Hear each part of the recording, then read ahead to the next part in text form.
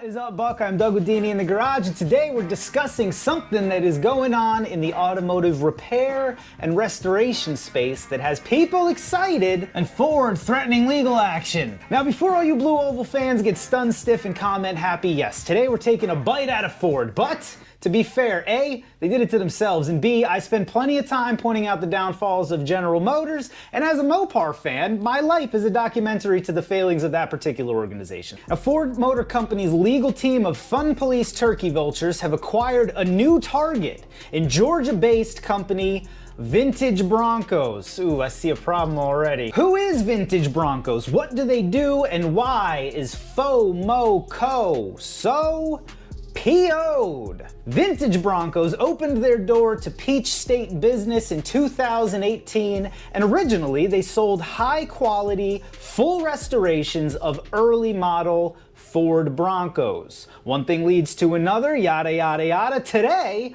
Vintage Broncos take modern, factory new Ford Broncos and wrap them in a vintage Bronco. Reproduction panels. These panels are not original Bronco panels fit to a modern vehicle, but custom panels designed and created by Vintage Broncos to fit the modern Bronco and look like a vintage one. While many of us would consider this a resto mod, albeit a very involved and intrusive one, Vintage Broncos does not. On their website, they call this kind of vehicle, modern performance, safety and convenience wrapped in a vintage appeal wrapper, a modern classic. Specifically, Vintage Broncos advertises their vehicles using Ford's safety, handling, and performance as a benefit, which makes sense because they are selling a Ford vehicle, right? Just a little bit modified. Well, Ford and their Mr. Burns-inspired legal team asserts the following in reference to Vintage Broncos,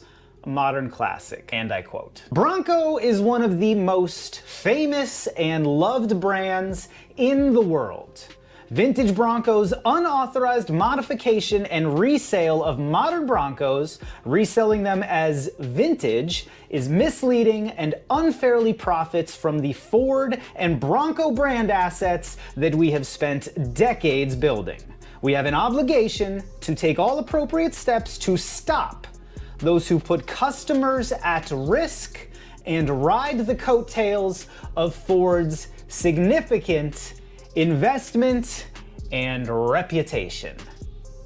Who buddy? Now, before we discuss the finer points of Ford versus Vintage Broncos, let's look at another time in very recent history that Ford's legal team has protected their IP with all the tact and affability of a sovereign citizen being pulled over for driving without a license plate. Enter TJ Hunt, who is a YouTuber who, among other things, has generated a wide-body replica of the Ford Mustang GDT. He documented this process on his YouTube channel and was ready to sell to the public recreation body kits based on his designs, based on the GDT, through his website, through his company. This earned him a spot at SEMA 2023, which is where Ford got involved. Ford contacted SEMA and said, "I don't think so. This unfairly capitalizes on our design. It's also dishonest to the public. They're not gonna know what's going on." And Mr. Hunt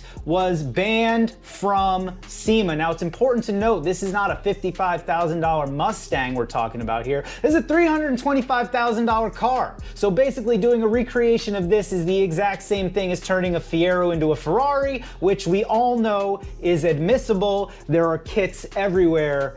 If you're that kind of heathen, have at it. Now back to our heroes. From where I'm sitting, Ford is actually making two arguments here. One, it's unfair that Vintage Broncos gets to capitalize on the brand that Ford has been building for 60 plus years. And two, it's unsafe and dangerously misleading to the public to advertise these vehicles as being tested and approved to the same level as the unmolested, factory new Ford Bronco they started life as. If you'll allow me, I'm going to tackle these charges individually. One, the charges of unfair business practices ring as completely absurd for a number of incredibly elementary reasons. For starters, Ford sold those vehicles. Vintage Broncos purchased 45 new Ford Broncos fair and square at full price. They had actually sought a partnership with Ford for discounted units, but were denied. Ford received every dime they asked for and should have for those Broncos. After that, I don't know, frig off? All kinds of folks profit off Ford's name without Ford ever seeing a dime because they are one of the oldest, largest, and most successful brands of all time. Junkyard Digs and Thunder at 289, they're always fixing Fords, and they've made YouTube channels out of it. Isn't that capitalizing off of Ford's brand that they've been building? And just like GM and Dodge, these companies and their vehicles are in the zeitgeist. It smacks of gluttony for the world's 6th largest automaker to cry foul just because there's an enterprise involving their products, albeit way downstream from them, that they happen to not be making any money. Now, it wouldn't be me, but some could say that if Ford wanted to make money off of vintage-style modern Broncos, they should have done a better job making a vintage-style modern Bronco. That's none of my business. Now, number 2, and in my opinion the only real argument here, vintage Broncos is very blatantly and to their benefit advertising safety and performance that has not been tested since the significant reworking of the body panels and other aspects of these vehicles. Specifically, airbags come to mind. Modern vehicles, and I'm sure Bronco is no different, have more airbags than that one drawer in the kitchen has empty Walmart bags. And their deployment at the time of necessity is a carefully choreographed dance. How do we know that all safety equipment will perform as intended and to intended efficacy in the event of a crash? I couldn't find any evidence that Virtual Bronco has done additional testing or applied for new safety approvals for these vehicles. But is this a big deal?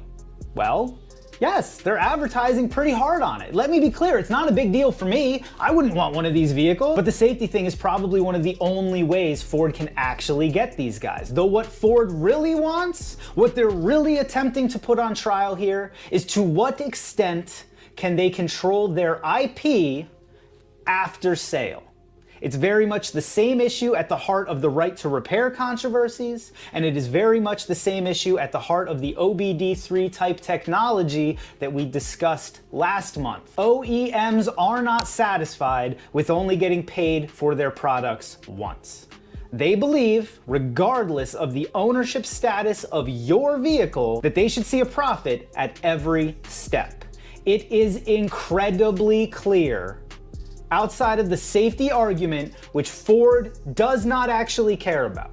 Ford does not care about the safety of you. They only care about profits. See the Ford Pinto. It's incredibly clear that Ford is getting pissy that someone is making money doing an idea that they have assessed and are unable or unwilling to do themselves. They know that what most of us really wanted out of the new Bronco was a heck of a lot closer to 1966 than we got, and they hate us for it. And they hate vintage Broncos for serving that niche and allowing wayward Ford fans to live in the past instead of being dragged unwillingly into this government-mandated future of efficiency. The obvious concern here is, if this is deemed within reason for Ford to strike down, where does it end? And at what point is Ford sending folks to your house to check on their products that you own to ensure that no modding, resto or otherwise, has been going on? What do y'all think? Is safety really a concern on these things, or is one of these a heck of a lot safer than having an actual 1966 Bronco on the road? Does Ford have the right to control what happens with their vehicles after the point of sale? Should they? I certainly don't know, but I'm hoping you'll help me figure it out. Leave me a comment down in the squawk boxes. Ford out of their mind with this one, or is this just the way things are going? I certainly hope not. Alrighty friends, if you like the video, that's common sense. Go check out some of my other ones. I guarantee if you like this one, you're gonna like some of the other videos I've done, maybe even the ones linked right here. Thanks so much for watching. Cannot wait to see y'all on the next one.